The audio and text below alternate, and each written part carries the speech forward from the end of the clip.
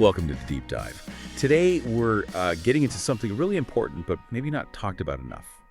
Essential care tips for the penis. We've got insights straight from a urologist, so this is practical stuff, really actionable advice. Our goal here is to pull out the key takeaways, so you can be informed and proactive about your sexual health, not just reacting when something goes wrong. Exactly. And it's really not just about fixing problems. It's fundamentally about prevention, maintaining optimal function. Because as our source points out, these tips might seem simple, but they can make a huge difference long term. We're talking about things that relate to common concerns, STIs, but also penile cancer, erectile dysfunction, even Peyronie's disease. It's foundational care, really. Okay, let's dive right in then. Tip number 1 from the urologist. Keep the penis active. Avoid disuse. Now that sounds simple enough, but what does active actually mean here? Why is disuse a problem for, well, this organ specifically? Yeah, it's interesting. Much like, any other part of your body, your brain, your leg muscles, your arm, the penis tissue needs frequent oxygenation. It relies on good blood flow, carrying oxygen to perform well, to stay healthy.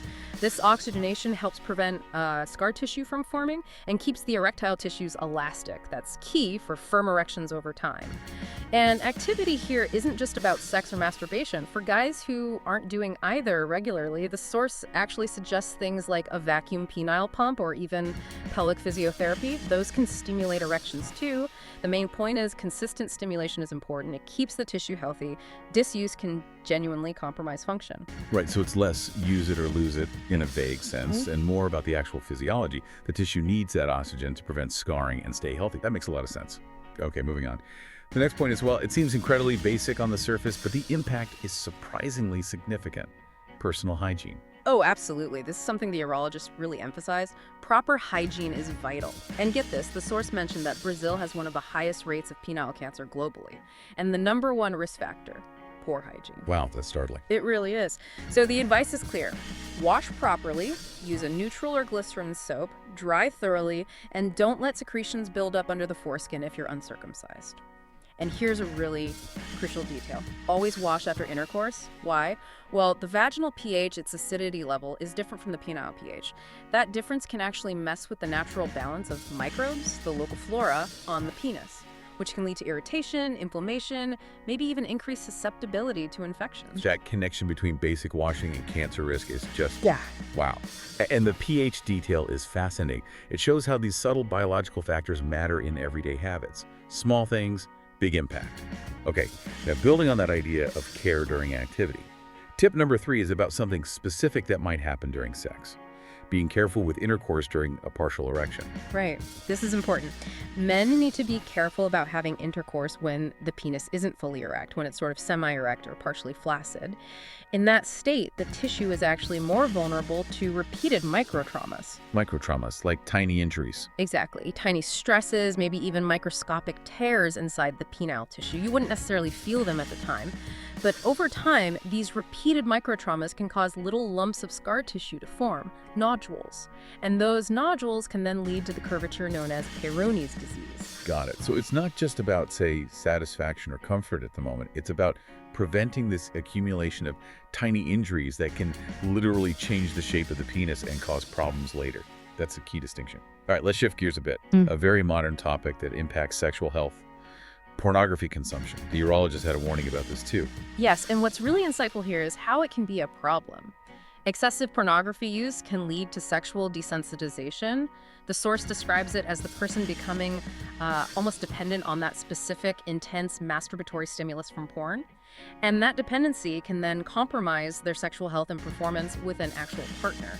Basically, the brain's reward pathways get kind of rewired by the constant, often unrealistic, high-level stimulation from porn, making real-life intimacy feel less exciting or satisfying. That makes a lot of sense. It's definitely a modern challenge, right? How these seemingly private habits can actually affect real-world connection and intimacy really underlines the brain's role here. So bringing it all together, what does this mean for overall health? The 5th tip kind of brings it back to basics, something we talk about a lot, lifestyle habits. Absolutely. Your sexual health is directly tied to your general health, both mental and physical. We're talking diet quality, staying hydrated, the everyday habits you keep, it all plays a part. And the source specifically calls out alcohol intake and smoking. Smoking in particular is a big risk factor for erectile dysfunction and for Peyronie's disease. Why smoking specifically?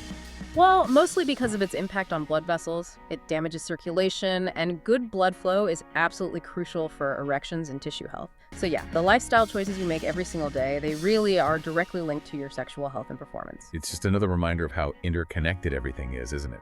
Things you might not immediately link to sexual function, like what you eat or smoking, have a profound impact. Reinforces that whole body approach. Okay, and now for that bonus tip, something the urologist said many people have never heard of, but it makes all the difference, and it happens while you sleep. Right. This is about sleeping without underwear, or at least wearing very loose underwear, like boxers. The reason is pretty straightforward. It's to prevent compression during nocturnal erections. Fertile erections, those happen automatically during sleep. Right. Exactly. Most men have several erections during the night as part of normal physiology. If you're wearing tight briefs or underwear, that can constrict the erect penis.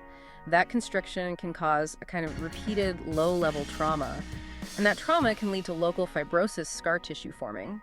And just like with the microtraumas we talked about earlier, this fibrosis can develop into curvature, potentially causing Peyronie's disease. Wow, that is super specific advice, and so simple. Mm-hmm. Although, maybe a big shift for guys used to tighter underwear their whole lives.